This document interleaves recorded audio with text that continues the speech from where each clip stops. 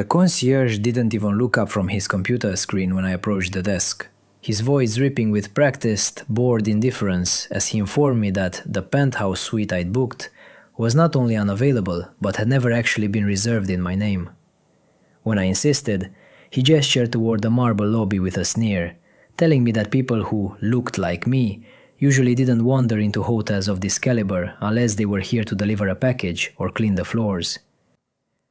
He didn't know that 3 months ago I had signed the purchase agreement for this entire international luxury chain, and the man standing in front of him was his new employer. I felt the blood drain from my face, a cold, sharp spike of adrenaline piercing through my chest, as I realized the depths of the prejudice that had been festering in my own empire while I was busy dealing with the lawyers. My husband Julian stood right behind me, his hand resting on my shoulder, a touch that was meant to be comforting, but now felt like a lead weight dragging me under. We were supposed to be celebrating our 10th anniversary in the crown jewel of my investment portfolio, a place where I felt, for the first time in my life, that I had built something untouchable. Instead, I was being treated like an intruder in my own home, a realization that hit me harder than the cold marble air of the lobby itself. The weeks leading up to this trip had been a blur of golden sunlight and quiet contentment.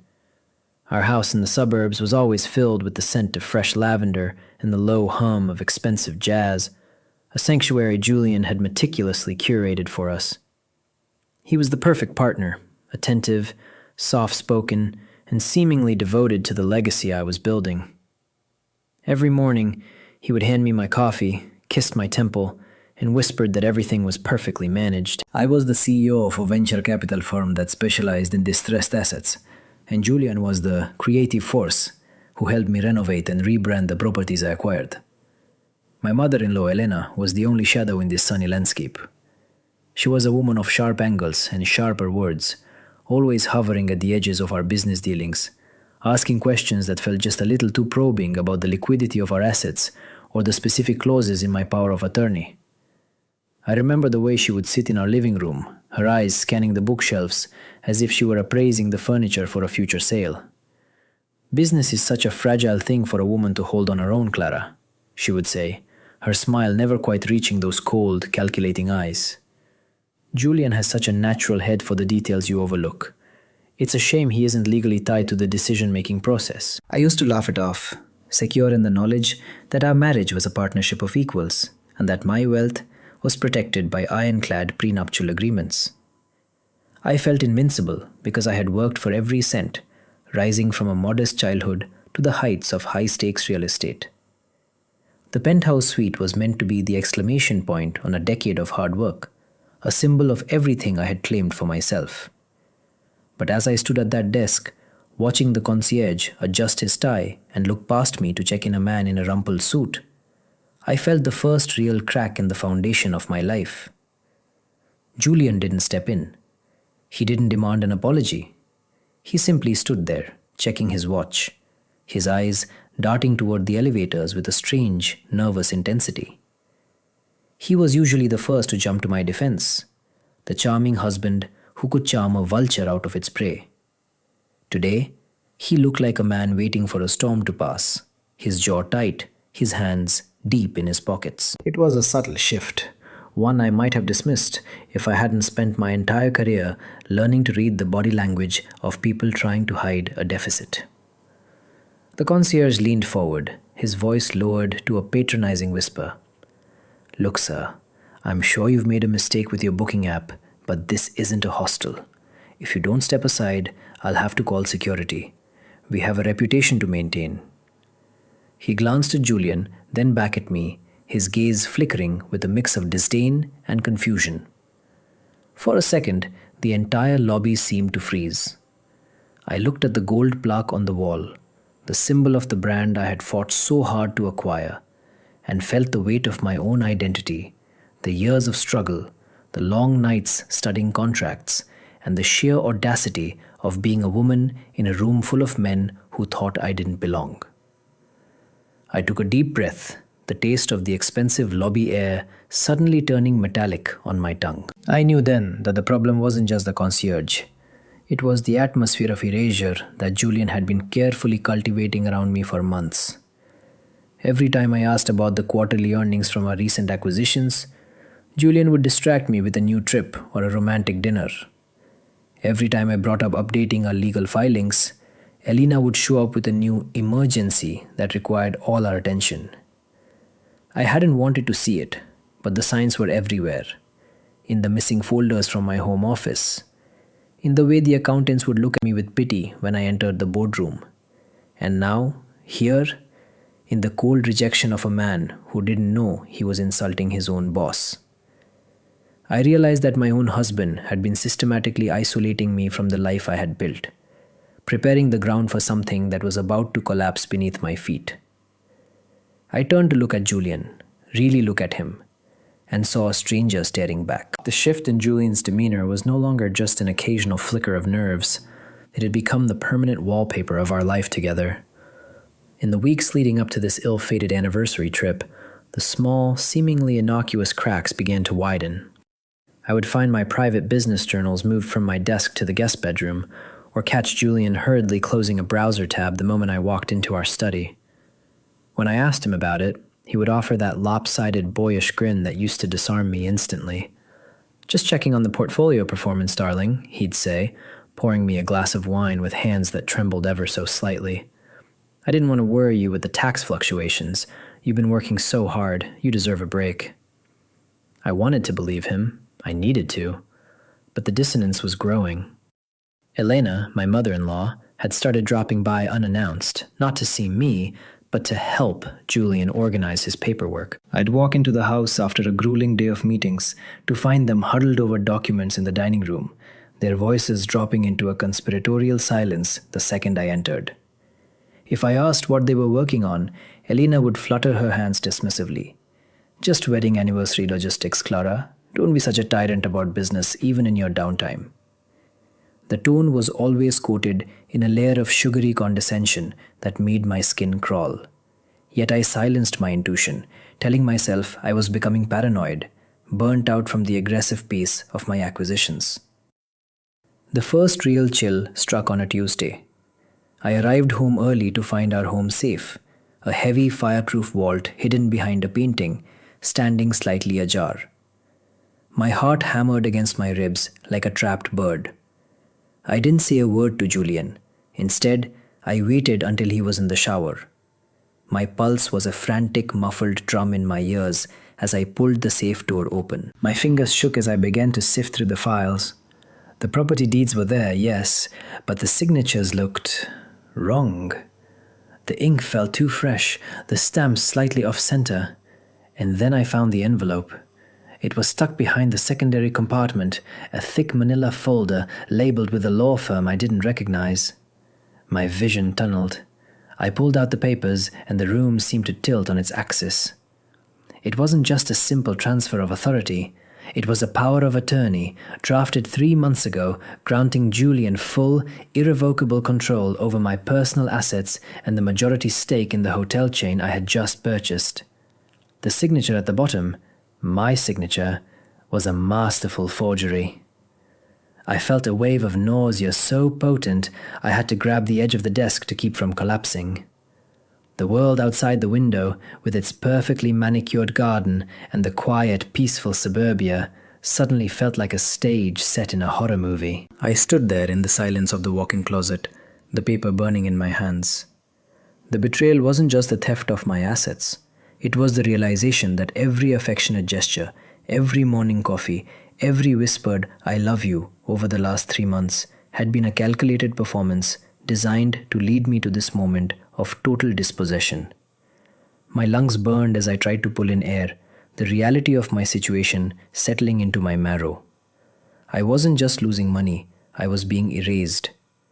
"Clara?" Julian's voice echoed from the hallway, his tone casual, oblivious, and chillingly intimate. "Are you in here? The wine is ready." I shoved the document back into the envelope and hid it in my handbag, my movements jerky and uncoordinated. I felt a cold, sharp clarity wash over me, the kind of stillness that comes after a bong goes off. When I stepped out of the closet, my heart was no longer racing. it had turned to ice. I looked at Julian, at the man I had shared a bed with for 10 years, and I didn't see my husband. I saw a scavenger, a man who had been patiently waiting for the right moment to pick my bones clean. "I'm here," I said, my voice sounding distant, like it belonged to someone else. I walked past him, my gaze fixed on the wall, fighting the urge to scream. I knew then that I couldn't confront him yet. I needed to see just how deep the rot went. I had to reach the hotel, the epicenter of his ambition, and see exactly how much of my life he had already auctioned off to people who thought I was nothing more than a delivery person. The floorboards beneath my feet felt unstable, as if the very house I'd bought was already slipping away from me, piece by piece, under the weight of his lies. I realized that the man standing behind me wasn't just a thief. He was a master of the slow kill, and he was currently holding the knife to my throat. The elevator ride to the penthouse felt like a descent into an abyss. Julian stood in the corner, his usual polished demeanor replaced by a rigid, twitchy silence. When the doors finally slid open to the top floor, the concierge, the same one who had insulted me, was standing there, holding a tablet as if waiting for a master to receive him. He didn't look at me. He looked directly at Julian, his face breaking into a sycophantic, practiced grin. "Everything is prepared as you requested, Mr. Sterling," the concierge announced, bowing slightly. "The penthouse has been cleared of all previous records. The new ownership paperwork is being processed in the back office now, just as you and your mother instructed." I stopped dead in the hallway. The air in the corridor felt suddenly thin, devoid of oxygen. Julian didn't flinch. He didn't even turn to look at me. He just reached into his inner jacket pocket and pulled out a golden keycard, the master key to the very asset I had purchased with my own blood, sweat, and millions of dollars. "Thank you," Julian replied, his voice devoid of the warmth I had spent a decade memorizing. "Clara, honey, why are you lingering? Come inside. We have a lot of paperwork to finalize before the board meeting tomorrow." I looked at him, and for the first time, I let the mask of the doting wife shatter. My hands were no longer shaking. They were cold, steady tools of a woman who had just realized she was at war. "Paperwork?" I echoed, my voice echoing off the marble walls with a terrifying, hollow resonance. "Is that what we're calling grand larceny these days, Julian?" Julian froze, the keycard dangling between his fingers.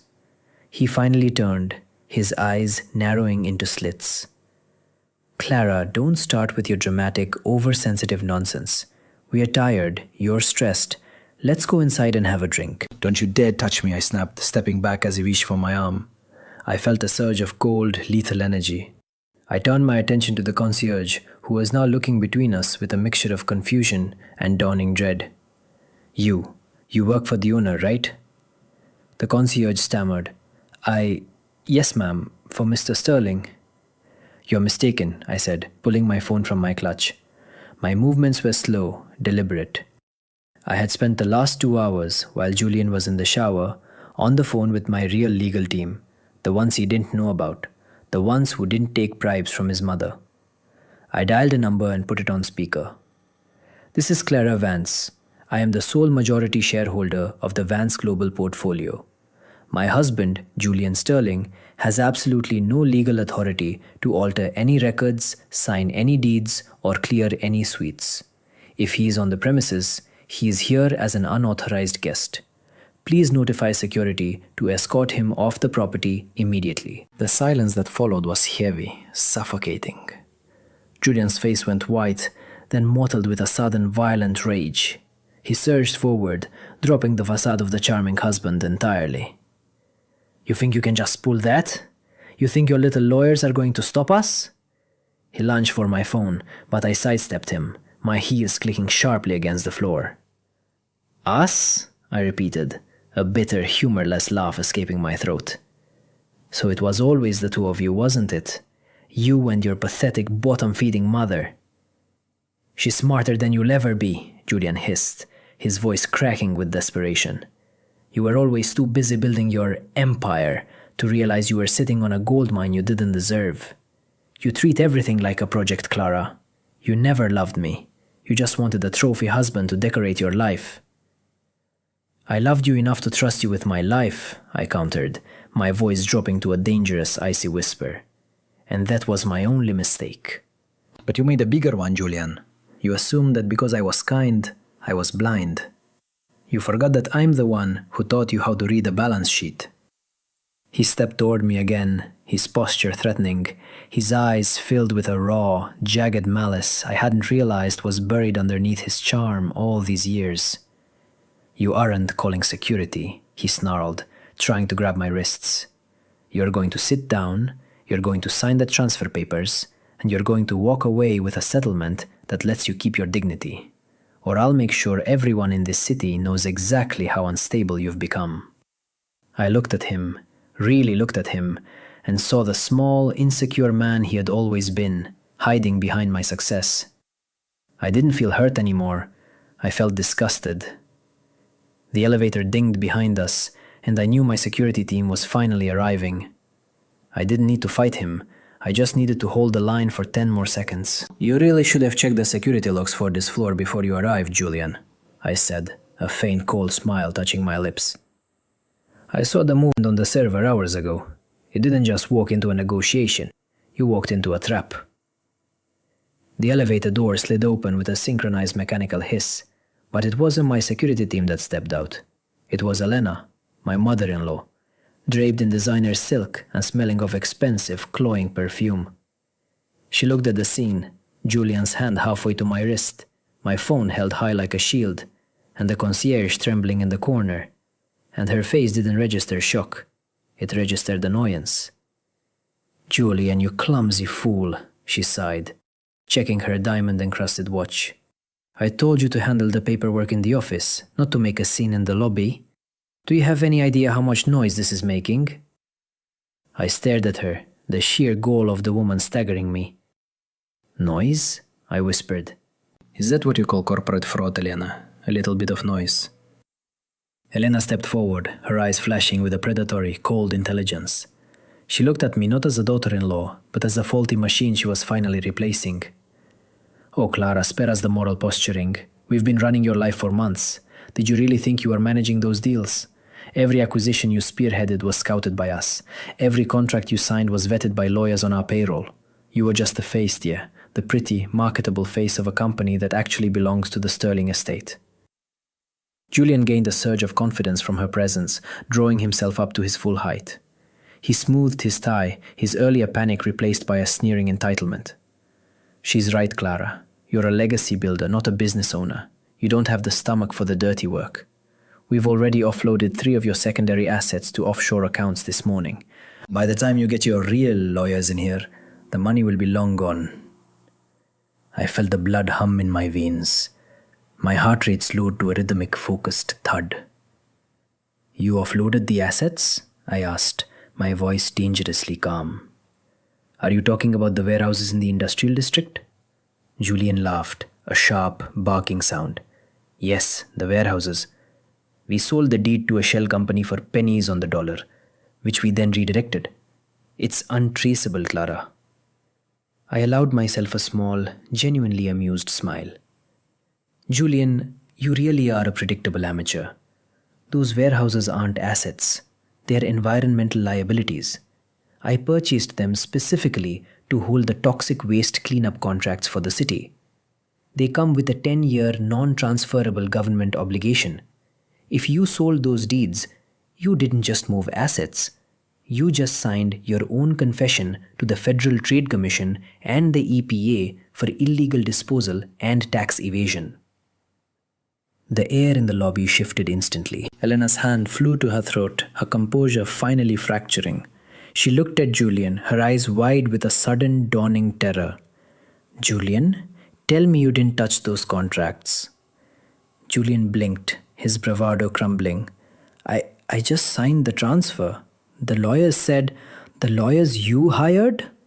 I stepped forward, closing the distance between us until I was inches from his face. I could smell the sweat on his skin, the sharp scent of his panic. "Those lawyers are state investigators in disguise, Julian. I've been feeding you false leads for months, waiting to see exactly how far you'd go. Every document you forged, every account you touched, it's all been logged, recorded, and verified by the SEC. You didn't just steal from me. You created a paper trail that leads straight to a federal prison. The concierge, sensing the tide turning, slowly stepped backward toward the security desk and picked up the receiver. Julian spun around, his face turning an ashen gray. Clara, wait, let's talk. We're a family. We can fix this. I can return the funds, I can... You're not a family, I said, my voice ice cold. You're a parasite, and I'm finally finished hosting you. The lobby doors burst open, and this time it was the real authorities.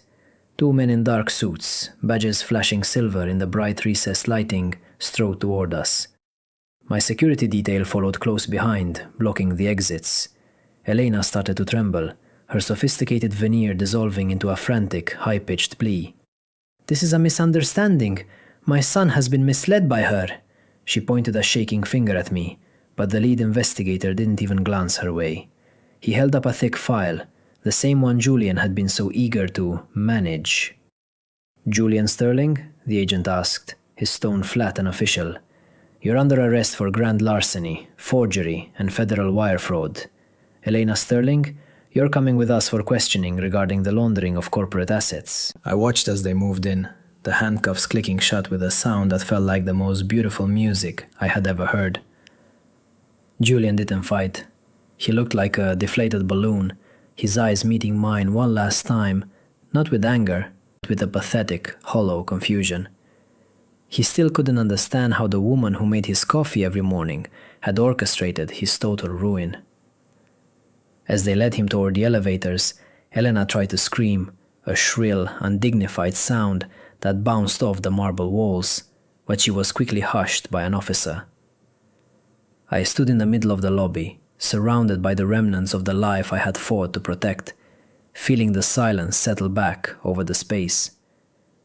It wasn't the silence of being ignored anymore, it was the silence of total victory. I turned to the concierge, who was looking at me with wide, terrified eyes. "The suite," I said, my voice steady as stone. "Make sure it's prepared, and get me a glass of champagne.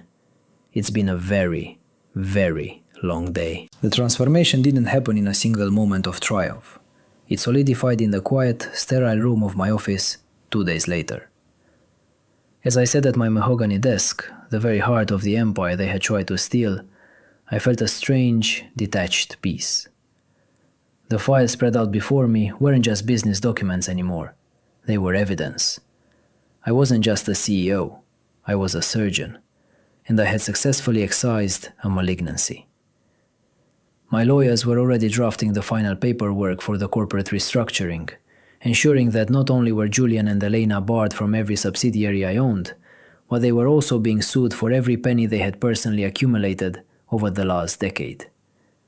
They weren't just going to lose their freedom, they were going to lose their name. The retribution was surgical.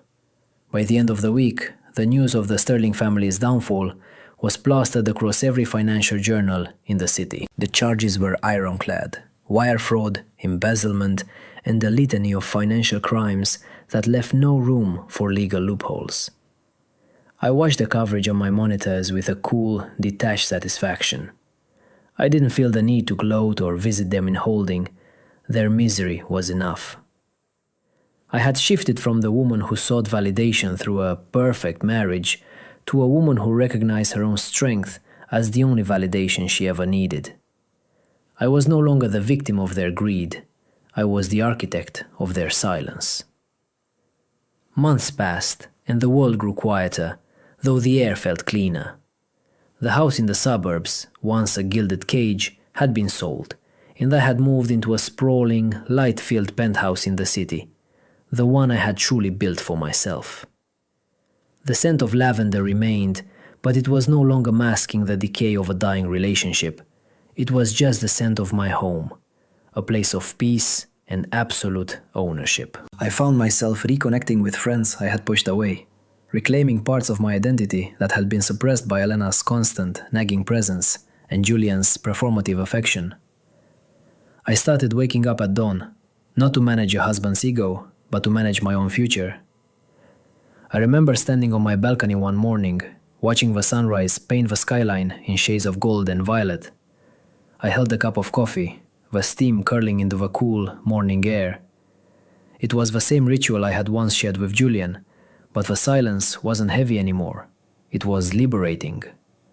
I had stripped away the layers of a life built on someone else's terms, and what remained was something far more durable. I had learned that the most dangerous enemy isn't the one who shouts or demands, but the one who whispers that you aren't enough on your own. I took a slow sip of the coffee, looking out over the city that I had fought to protect, feeling the weight of the past finally falling away like dead leaves. I was finally, truly, in charge of every square inch of my life. The penthouse was quiet, secure, and entirely mine. I realized then that my greatest victory wasn't the arrest, or the lawsuits, or the restoration of my fortune. It was the realization that I didn't need to be part of a power couple to be powerful. I was the power. I took one last look at the rising sun, feeling the warmth on my face, and smiled. Never settle for being the support beam in someone else's house when you were born to build a foundation of your own.